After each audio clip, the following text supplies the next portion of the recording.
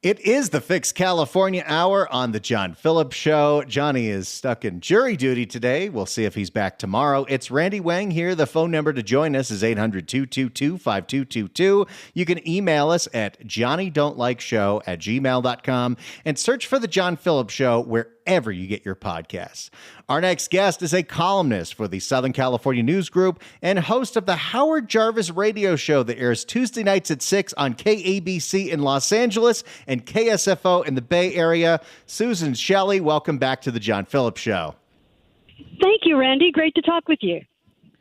Susan, we got to talk about the LA City budget. So the city council takes Karen Bass's budget proposal that's going to have 1,600 layoffs. The city council does their fancy financial footwork to make it its only 600 layoffs by getting rid of a whole bunch of police hiring, which is going to be pretty devastating for the next couple of years. But while there were cuts to a whole lot of different programs and positions, Karen Bass's signature program, Inside Safe, which has a budget of $800 million, did not see significant cuts. And by the way, that $800 million goes towards putting 4,000 people in motels. How does that math make sense? It makes no sense at all. And really, there should be an investigation. And I think there's one going on right now. I think our new U.S. Attorney for the Central District of California, Bill Asaley, is investigating. He has a task force. He's brought in the IRS Criminal Division. He's brought in the FBI, and they are looking into what is LA doing with this money. So perhaps they're not cutting it because they need the money for defense lawyers. Maybe that's a new line item in the budget.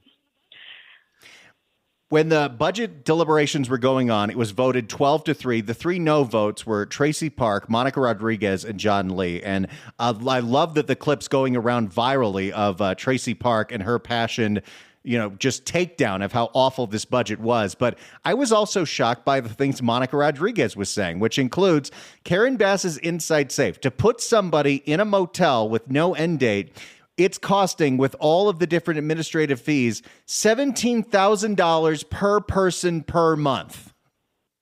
Oh, this is crazy. And they bought the Mayfair Hotel and refurbished it and filled it with 291 people at a cost of tens of millions of dollars.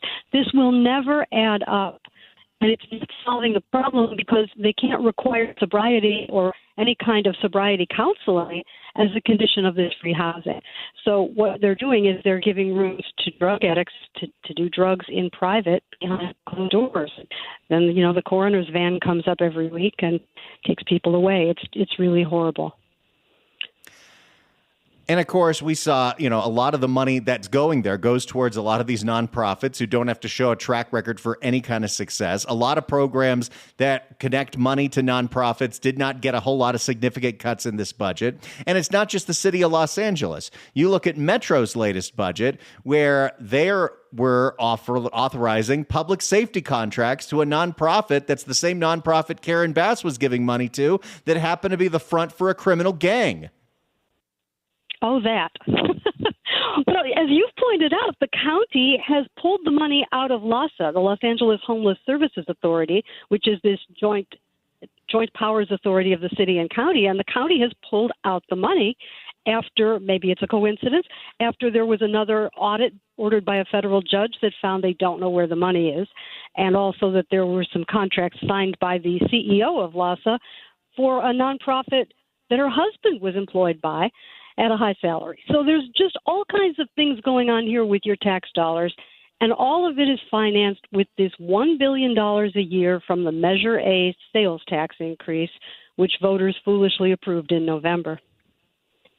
That's the saddest part about all this. Even with zero results shown, things only getting worse over the last 10 years, LA County voters overwhelmingly said, let's double down on spending even more money on this problem. Money's not the problem here.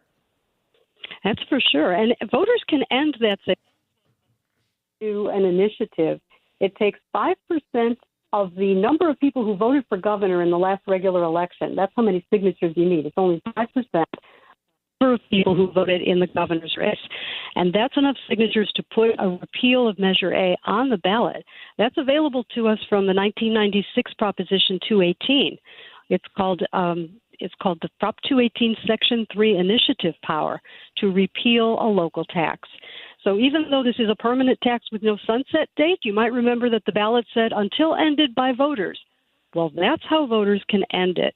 And I think people should look seriously at that, considering how this money is just on fire and it's not doing any good.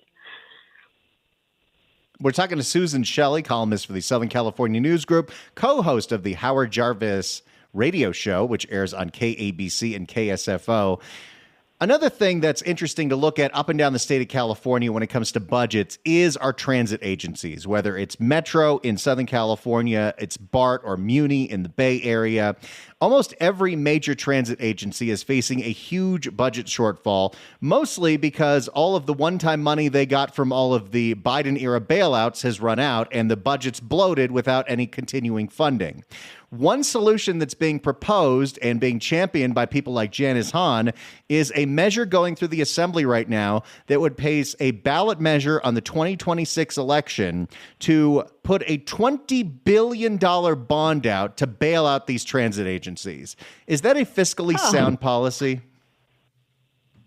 No, it's not sound policy. You know, they really should look at why people won't ride transit, because the revenues are low because the ridership is low. And the ridership is low because it's vile. It's unsafe. It's a rolling homeless encampment. It's terrible. And the bus service is terrible and not on time. And it doesn't go where you need it to go when you need to be there. They can't even line it up with the class schedule at places like Cal State Northridge so that students taking night classes can use public transit. This is unforgivable. People would ride transit if it was safe and clean and normal, like in other cities. But it's not in California. And this is why ridership has cratered, and this is why they're out of money. But they don't want to do any layoffs. They don't want to do any efficiency in the budget because that means they'll take money away from people who are getting it now. They don't want to do that. They just want to raise your taxes one way or the other. And a $20 billion bond is crazy. That is crazy high. Can you just estimate how much in the long run borrowing $20 billion now to bail out a current day budget shortfall will cost us? Wow. Well, it depends on what kind of bonds they are. If they're revenue bonds, then they're supposed to be paid back with the fair revenue. That's not going to happen. And if they're local bonds that go on the property tax bill, then it depends on the interest rate, and you would see a line item on the property tax bill for this transportation bond, and you'd see that for 30 or 40 years. So I don't recommend that people vote for that if it winds up on the ballot. That sounds like a really bad idea. We're speaking with Susan Shelley. You can get her on Twitter at Susan_Shelley. Of course, we're also looking at a budget shortfall in the state of California, which means no bailout for Karen Bass. And Gavin Newsom has put out his May revise. And one of the things that he is doing in this May revise is extending cap and trade for 20 years and using $1 billion a year of that cap and trade money to fund high-speed rail. You know, the good news here is that the Trump administration has issued an executive order directing the Attorney General to go after state laws that do exactly what the cap and trade law does, which is cause people to have to buy these expensive permits, which are ruinous to their operations and raise their prices. So the cap and trade law is costing you more in California for the cost of living generally. Raises your electricity rates, raises gasoline prices, raises diesel fuel and the cost of transportation on a truck, so food prices. Everything you do in California is more expensive because of cap and trade. And if we let it expire in 2030, prices will come down. And instead, they want to extend it all the way out to 2045 and use the money to build the bullet train, which coincidentally the Trump administration is also defunding, probably to the tune of about $4 billion. So they're looking for local money. But it wasn't supposed to be built with tax increase. And the cap and trade program is effectively a tax increase. It's mandated by the government. It's collected by the Treasury. It's spent by the legislature. How is it not a tax? And this went to court, and the Chamber of Commerce of California took it to court, and an appellate court said, well, it's not a tax because it's not mandatory. If you don't want to pay it, you can go out of business. And that's the law in California today.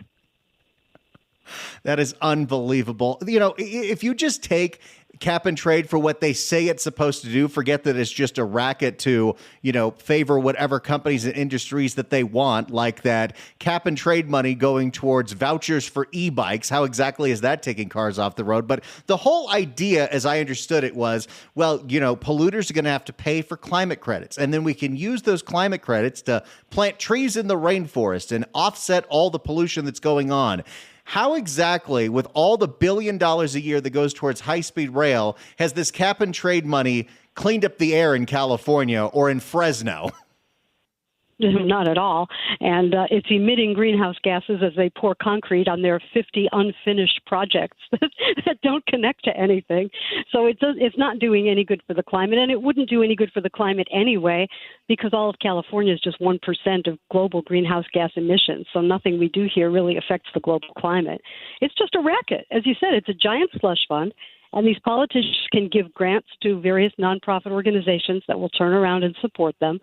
And that's where your money's going. A big chunk of it goes to something called the Sustainable Communities Plan. And that's where you get into these bike lane things. And it's not fixing the climate. It's not ending pollution. It's just a racket. In fact, the High-Speed Rail Authority is spending money planting trees to try to offset their carbon emissions from construction. The whole thing is just crazy. Well, and you look at the origination of why the high-speed rail started in the Central Valley to begin with, and it was based on a mandate from the Obama administration for equity because there were too many people getting asthma in Fresno. Well, everyone still has asthma in Fresno because that train doesn't exist. It's never going to exist. It's another $3 billion more than they thought it was going to be, which brings their budget gap to $10.2 or $10.3 billion. That's how much they're short for finishing the Merced to Bakersfield segment, which nobody even wants. We don't need to go from Merced to Bakersfield all that fast. So it's really just kind of a racket. They're spending the money on favored contractors and favored union employees, and it's nice work if you can get it. But as a taxpayer, as a consumer in California, you are paying for it many times over. Well, and that's the interesting thing. One, you got to put an asterisk next to Bakersfield because it really just goes to Wasco, 15 miles outside of Bakersfield, home of a prison. But when you hear champions of the high-speed rail talking about this project now, they don't even talk about, San Francisco to Los Angeles, San Diego to Sacramento, or any of the things that were envisioned back in the mid-2000s. They say, no, what you need to think about is this is a stimulus for the Central Valley. This project has created 15,000 jobs. Jobs doing what? Exactly. I mean, they could build universities or hospitals or roads or something that people need and would use. But building 50 disconnected structures and no track is not anything that anybody needs. This is just an absolute boondoggle. And now the governor's talking about fast-tracking the Delta Tunnel, which is a bullet train underwater. That's all that is. It's not needed. It won't do anything useful. It doesn't create any more water for anybody. And even the environmental groups don't want it. So who wants it? Well, the construction unions want it. And why can't they be building something useful? A giant hospital for mental health services. We could use a couple of those in California to give people the medical care that they need instead of this ridiculous motel policy. Well, I love that you brought that up because so many people will call into this radio show. I'm sure they call into your show as well and asking, why can't we, build a large mental hospital or convert, like that old hospital in Norwalk that's not being used or the one that the owner of the LA Times used and actually put these people in the place where they need instead of buying motels and destroying neighborhoods all over the place. And part of it is for some reason, there was this federal mandate created back in the late 90s that said you can't get Medicare reimbursement unless you have less than 16 beds in a mental facility. And apparently there were waivers in the first Trump administration. I learned this from Steve Hilton, of all people, to exempt yourself so you could build the mental hospitals. And California did not take them up on that. That's absolutely correct, except it's even earlier than the 1990s. It dates back to the Medicaid Act in the 1960s that was signed by Lyndon Johnson. And at the time, they were kind of in that one flew over the cuckoo's nest mindset that big hospitals were terrible and that they were snake pits and they were awful. And the modern way to do it was prescription drugs and community clinics. But today we know that didn't work for everybody. And so instead of having people in hospitals in a safe setting receiving medical care, they're on bus benches and on the sidewalk in tents and wandering in the streets screaming. And they need mental health care from medical professionals. They don't need to go to Motel 6 and check in with the desk clerk. That's not a plan for people with gravely disabling mental illness, which is a real thing and needs to be treated appropriately. But we could ask for a waiver. The Trump administration did set that up. Governor Newsom refused to do it. And there was a point at which he was about to do it, and then there was a lot of lobbying from the community clinic organization. I think it's called Mental Health America. And they did a lot of lobbying saying, oh, no, hospitals are terrible. You're stigmatizing homelessness. You're stigmatizing poverty. What we need is to have prescriptions on a piece of paper and then a clinic where people can check in. And this is a failure. And it's nothing that California should be proud of. It's not a model for the nation. And these hundreds of millions and billions of dollars that we're spending to try to make it true is not making it true. It's just harming people. And it's really a travesty. And I'm glad you're bringing it to light because this is something we can fix. We can fix this by asking the federal government for a waiver so we can get the federal dollars for mental health care in a facility with more than 16 beds. It's simple. Susan Shelley, columnist for the Southern California News Group, host of the Howard Jarvis Radio Show Tuesday nights at 6 on KABC in Southern California and KSFO in the Bay Area. You can get her on Twitter at Susan_Shelley. That's SHELLEY. Susan, thank you so much for coming on. It's always such a pleasure talking to you. Likewise, Randy. Take care. It's the John Phillips Show. Johnny is on jury duty today, so it's Randy Wang here. The phone number to join us is 800-222-5222, 1-800-222-5222. You can email us at johnnydon'tlikeshow@gmail.com. I almost said the email address for the other show. I do a local show on KABC at 5 o'clock, which you can listen to online at kabc.com for all of you KSFO listeners. But you can email us at johnnydon'tlikeshow@gmail.com. And, of course, download all the podcasts. We would really appreciate it. Subscribe to the John Phillips Show and listen to us wherever you get your podcasts. You can listen to them whenever you want, at the beginning of the day or Tony V. At the end of the day.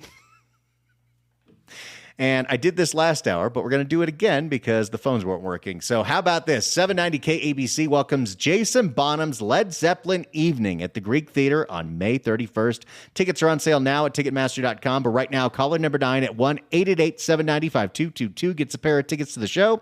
Tickets furnished by Nederlander Concerts. Good luck dialing. We get a lot of people on hold who want to react to some of the things you've heard in the last hour and a half. If you're on hold, stay on hold. We're going to get to your calls next, whether you want to react to what you just heard from Susan Shelley and the nonsense with LA's budget, Metro's budget, a bond for transit, Gavin Newsom bailing out the high-speed rail, or, of course, the insanity with equity in education and solar panels. Keep it all right here, 800-222-5222, 1-800-222-5222. This is The John Phillips Show. It's the John Phillips Show. Johnny's on jury duty today. It's Randy Wang here. The phone number to join us, 800-222-5222. You can email us at johnnydon'tlikeshow@gmail.com and search for the John Phillips Show wherever you get your podcasts. Let's go to the phones. A lot of people on hold here. Let's start with Cardi in Lancaster. Cardi wants to talk about grading for equity. Cardi, hello.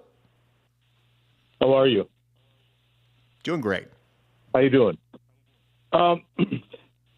We are just building a nation of buffoons with these kids.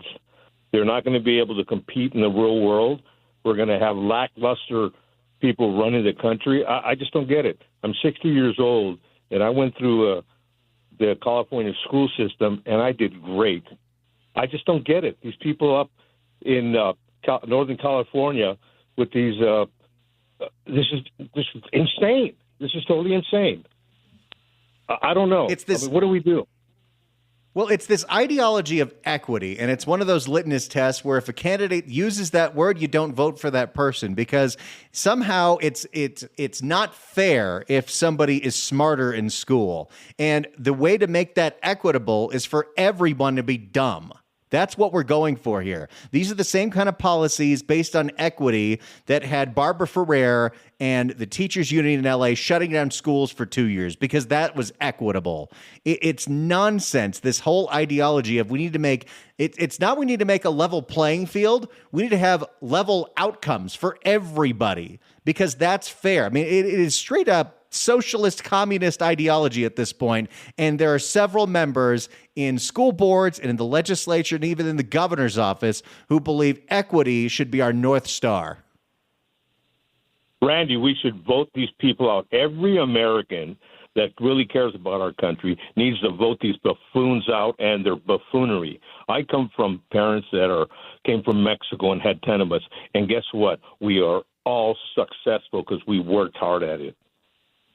That used to be how this worked. That used to not just be the American dream, but the California dream. But now we want to make everybody have the exact same life, and we don't want anyone to have to work hard. It's the most bizarre thing, and that is one of the things. If you start seeing anyone using that term, that person does not belong in elected office. Cardi, thank you so much for the call. Appreciate it. 800-222-5222 is the telephone number. You know who did a lot of equity talk? George Gascon. Oh, Georgie.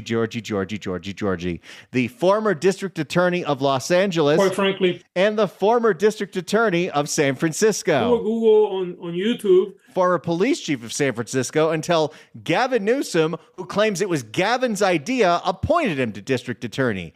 A lot of his policies were in the name of equity, whether it was authoring Proposition 47 or saying that we're not going to charge crimes related to poverty, which included things like making criminal threats and trespassing, among other kinds of drug crimes and prostitution. Equity was not charging people for breaking the law. Again, this is an insane ideology, and I really don't know how many voters understand what they have voted for in places like Sacramento, in people like George Gascon, or this head of the school board in San Francisco who's put forth grading for equity. 800-222-5222 is the telephone number. Let's go to Robert in San Jose. Robert, hello. Hey, Randy, thank you so much for taking the call. Yeah, I totally agree with what you guys are saying. You know, the egalitarian Pied Pipers seem to, enchant people with all this equality and it's going to be just perfect. It doesn't work that way. You got to be able to create wealth before you can begin to expropriate it. But I'm asking, why is Trump giving Newsom so much rope on his gas tax and cap and trade? If I was the president, I would mandate all this carbon tax is gone. They're ultimately regressive, more than any 10% sales tax. If you collected 0.2%, just addition to the sales tax to target, your green sign highways, you would get no trauma in all the restaurants and everyone else. And you'd lower the CPI down to an organic number that would be, you could actually start underwriting insurance and projecting the bonded labor and materials. Yet they don't want to do that. And so I think this is some sort of Leninistic millstone to, tax and inflate and crush the middle class, get them out of their assets, get the lobbyists, like the preferred realtors, the preferred developers, love to get stuff cheap and raise these, high rises, stack and pack, and sound about equity and all these other virtuous things. But no one can afford to even, just buy up to rent as being a consumer, let alone operate a business on that branch index or buy a home. Or operate a household. What are the outcomes of 20 years of cap and trade?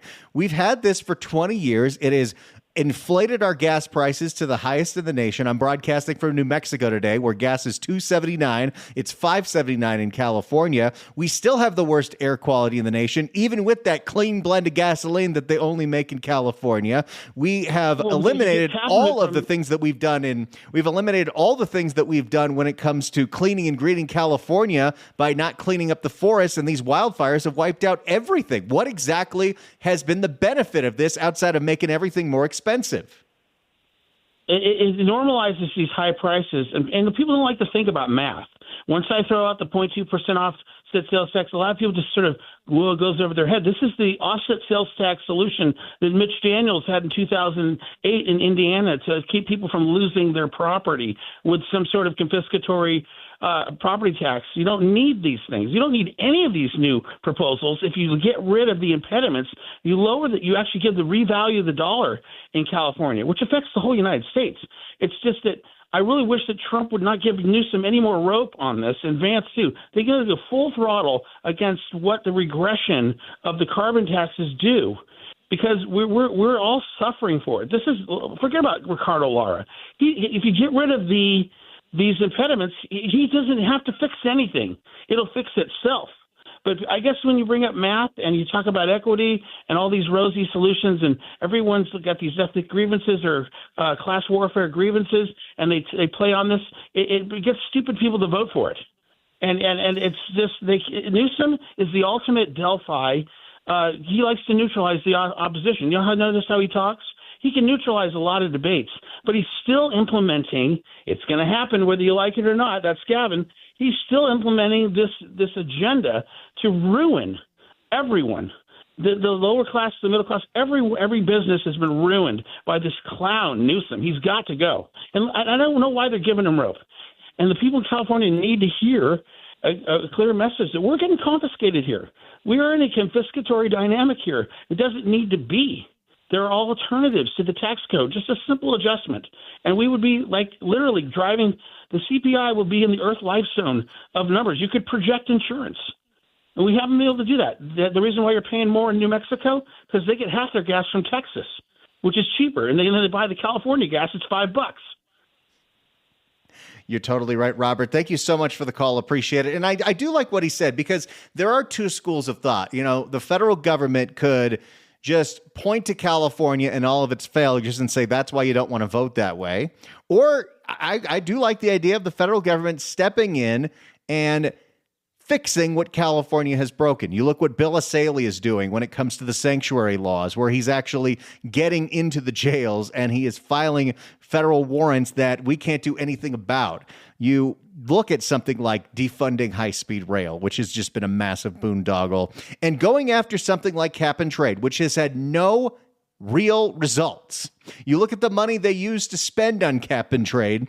What do they use it for? High-speed rail and vouchers for e-bikes. How many cars have been taken off the road because someone's on an e-bike? That's not how this works, but that's what we do with this money. In fact, you all remember when the California Air Resources Board, yet another bureaucracy that Gavin Newsom loves, they were going to increase the fuel standards, and it was going to raise the cost of gasoline. This is still could be implemented later this year by as much as 60 to 75 cents, and that's before the other refineries close. Here's the interesting thing about that.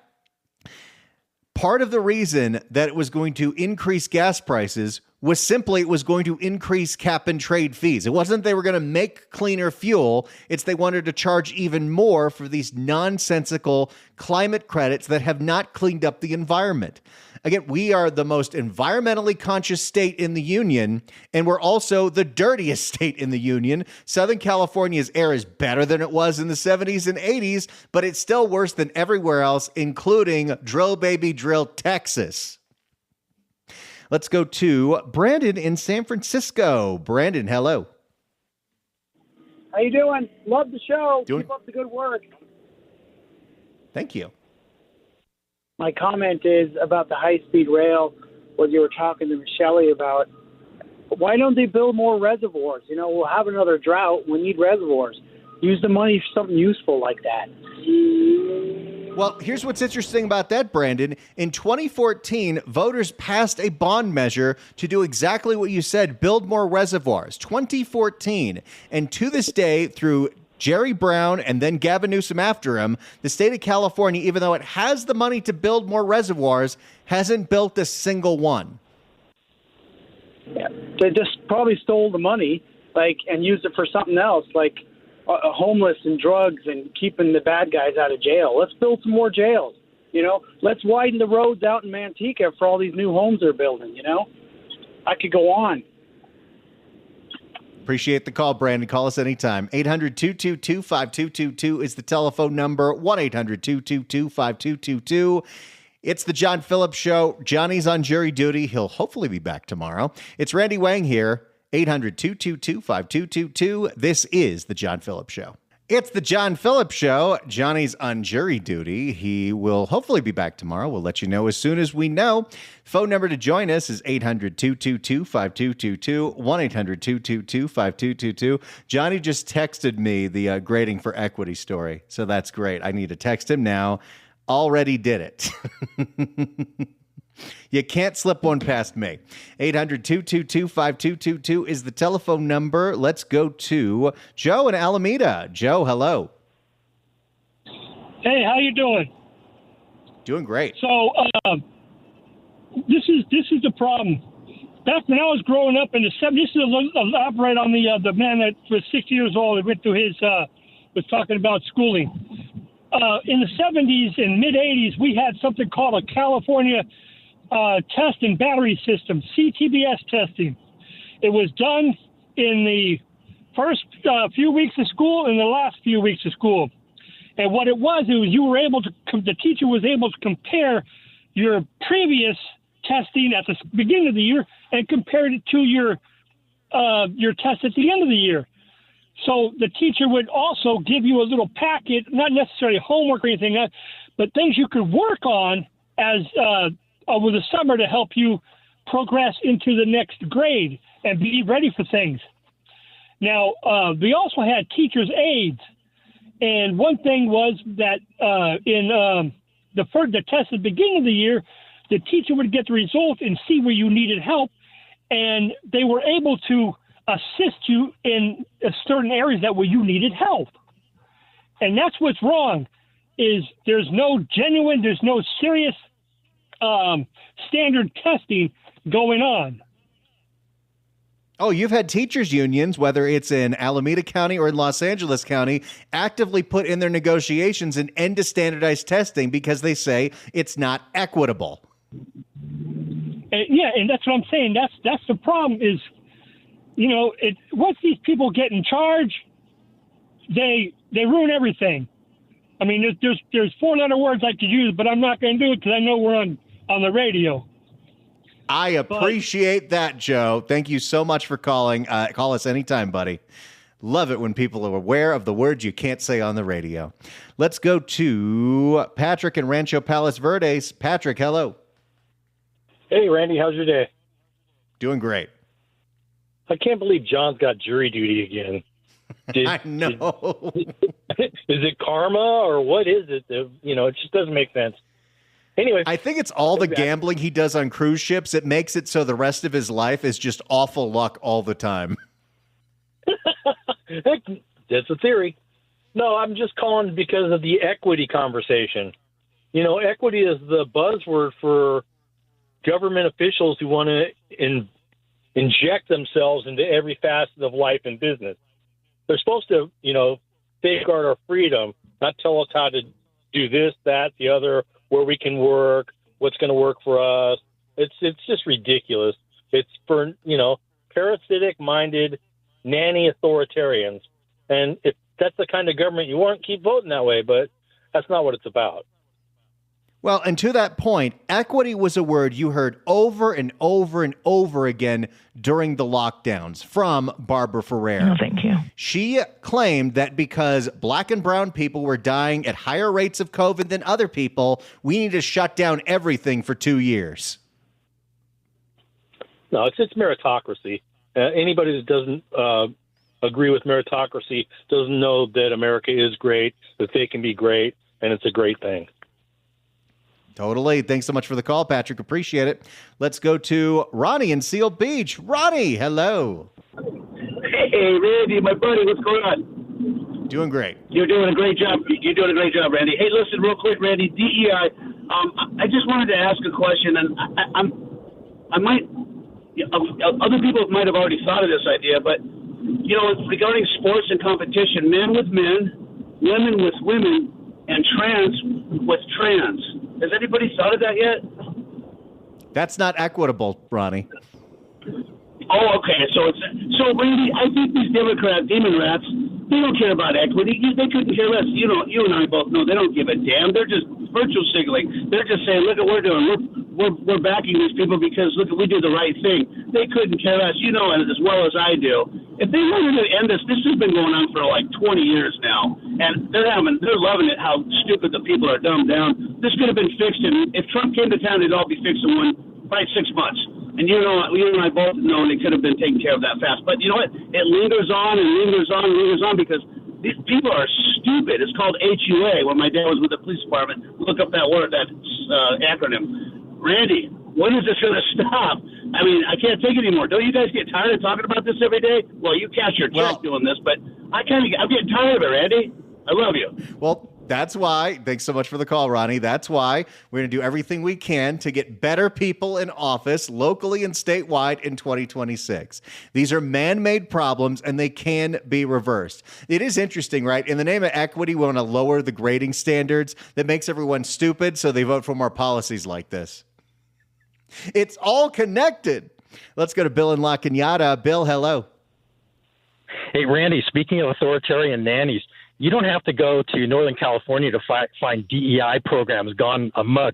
The La Cañada School District Superintendent, Wendy Sinnett, told the La Cañada Flint Ridge Outlook News 4 years ago after somebody posted a Twitter Zoom video showing that they were teaching critical race theory to sixth graders, which belied her statements to the public. She said that people like you don't understand DEI. Here's a quote. It's about children with dyslexia, children whose families espouse conservative or liberal ideologies, English language learners, students feeling anxiety or depression from the pandemic, students who are struggling with personal identity and self-expression. Oh, it's just nonsense, Bill, and that's the kind of stuff that we've been putting up with for far too long in California. 800-222-5222 is the telephone number. We got one more hour to go here on The John Phillips Show.